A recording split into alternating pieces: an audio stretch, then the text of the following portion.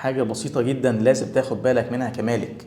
رغم ان هو اجراء بسيط واحنا بنزود العربية بتاعتنا واحنا بنزود العجل بالهواء، لازم اخد بالي الجهاز متظبط على اي وحدة قياس. في وحدتين قياس مشهورين جدا اللي هما البي اس اي والبار. لو عربية عندي في المثال اللي ظهر قدامك مطلوب ان انا ازودها على 35 بي اس اي، معناها ان هي بتساوي 2.4 بار.